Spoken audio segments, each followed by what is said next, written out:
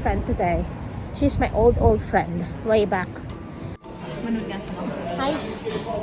Oh, Pak. Ganda no. Ganda. Ayaw niya dyan eh. Dito ang gusto niyang view. Ayaw. Para lang daw kami nasa kanto pag yung view ko ay nasa... Pag yung view ko ganyan, para lang daw kami nasa kanto. Para lang daw kami nasaan. So, ayan. Magpakilala ka. Sino ka? Kaya ako, vlog? Hindi. Let it be. Ang matagal ko ng kaibigan, nilumot na. Nilumot na. 2000 ano? Para tayo 2009? Parang tayo, ikaw nasa Scotland, parang tayo magkalapit lang. 2009. 2000 noon. Yan. Ano oras tayo nag-start ng 2009 nga. Alpiton? Yes. 2009. Hanggang ngayon. Kung ano na yung mga, kung saan na kami napadpad, kami na lang nakasurvive sa 5. Si John. Kasama natin si John. Hindi mo nasama si John. Pero si John dito siya nakatira talaga. Kasi sinasama ko siya kasi nakatira na siya sa flat namin eh. Sino babae yun? Kahit na, nasa flat natin siya lagi eh. Si Florence, si Nadine, ako, siya, at saka si John, na parang may-ari na flat to. Diba? Lagi na ano. Umiinom naman ako ng kape na bulong ako sa'yo. Okay, mamaya na ulit. Ayaw mo? Maganda yung sa pantalon. Ayaw mo? Hindi mo gusto mo yan? Bet ko kasi yellow lagi. Ako dito umulat to. Ano pa kaya ako? Mas mataba ako sa'yo. Hindi kasi ang haba ng ano ko dito. Bet ko mga mustard tsaka ano eh, purplish. Yung ikaw. Hintay mo nga to, baka pa. Baka dito na yan sa'yo. Halika na. Punta tayo dyan sa kayo. Hindi, mabilis na to kasi wala naman siya madami kumakain. Wait, sandali sa ano. Diyan. Hindi na-iyak. Ina. Okay, wait. Hindi, mas hindi pala ito naka-record. Kanina pa ako nag-vlog. Hindi pa ako naka-record. Doon na tayo sa Spring Coast. Meron. Mas magaling pa rin. Ang diba? Mas maganda ang lightning dito. So, hi there, Mel. Tawagan mo kayo si Ate na din. Tapos habang naka-video ko. Para nasa vlog ko siya.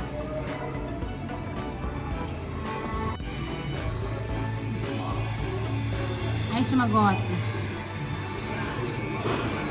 Baka natulog ulit. O baka nagkakapi na. Ano mo hall yung tip natin? Hindi pumasok. Sumagot ka.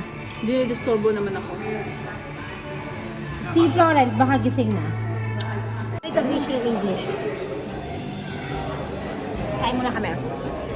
Nawala ni mga lipstick. Tapos paano mo yun nila kinukulat-kulat mo nila ako.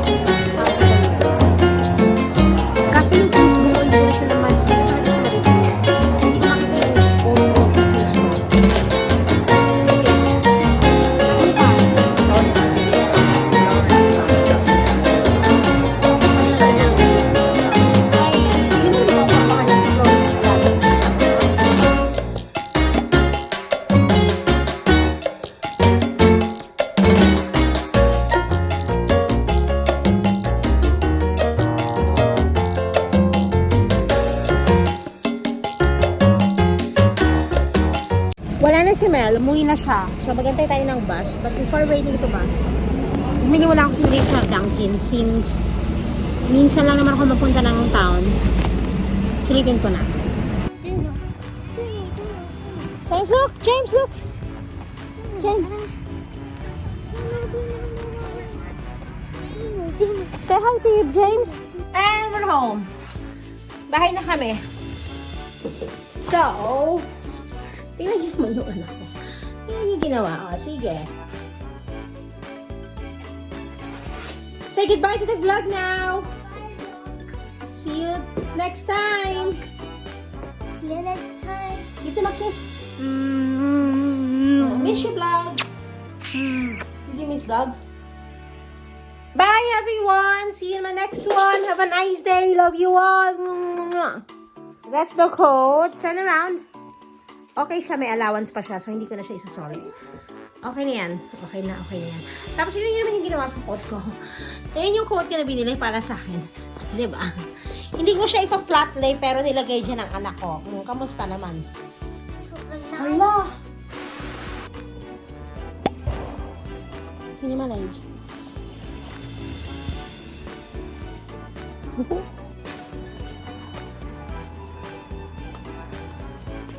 Mawa naman siya. Siya lang mag-rebuild niya.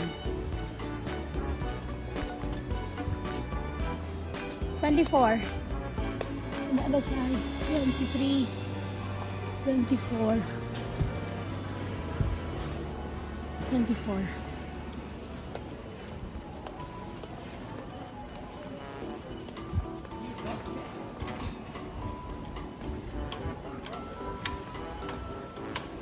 That one in it?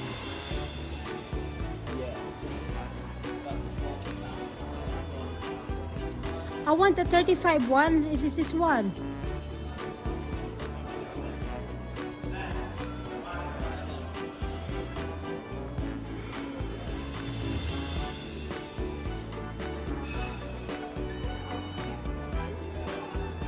I know I passed it. I'm just looking for something. Alaman nyo ho, dito ako nakaupo sa car seat ni James. Wala sanang police. Dahil diba, maliit na yung sasakyan namin. So, ayan. Mag-fit in. Kaysa magbayad ng delivery. So, i-fit in natin siya. Mahal ang delivery eh. Para ka na rin bumili ng isang furniture pag nag-delivery ka. So, okay na to. Pero mag-seatbelt din tayo, syempre. Pumabot kayo yung seatbelt. Sige na muna. Bye-bye na muna.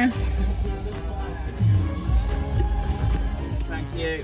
We're having a PCR test for my little boy because he was coughing the other day and he cannot go back to school until he had a PCR test. But I did took his antigen and it was negative. So all we have to do now is the PCR test so he can come back to school maybe as soon as. So this is how the COVID drive-thru testing center is. Hindi niyo siya makita kasi hindi ako pwedeng magbaba. Siyempre, obviously, diba, drive-thru nga eh. Hello, daw. So, that's the testing center. We're actually in Etihad Stadium. So, all the way there. There you go. I'll update you later on with this boy.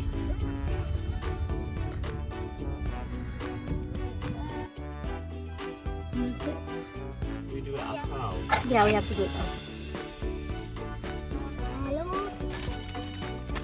Okay, come on. Baba. I have to put it in the nose. You have to put it in the nose. It's alright. It's not.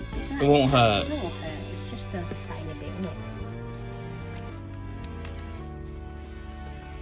Your mummy's got plenty of experience doing this.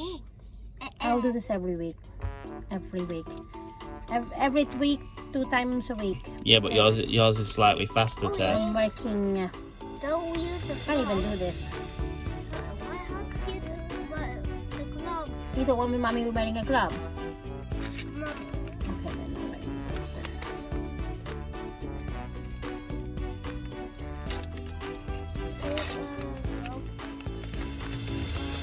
Okay, let me see now. Like what mommy did this morning. Like this.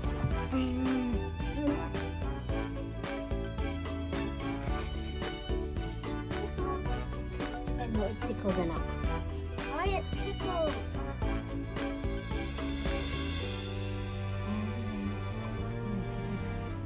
Snap it off at the top. That very tickled. That's it. And then you have to put it in there. We do this PCR test as well once a week at work. And On the day shift. on a day shift, and anti-gen before you go to work every morning. Ganun po ano dito, kahigpit. Kaya hindi na rin kami nag-wear ng mask kasi because of this, diba? What is it? Before going to public or to work, you have to. And you'll probably come back negative. Well, why are we putting this back? But it's no cold. What? It's no cold. What's this here? Okay, you can turn it off now. That's it, all done. Even I could do that. Even James could do that.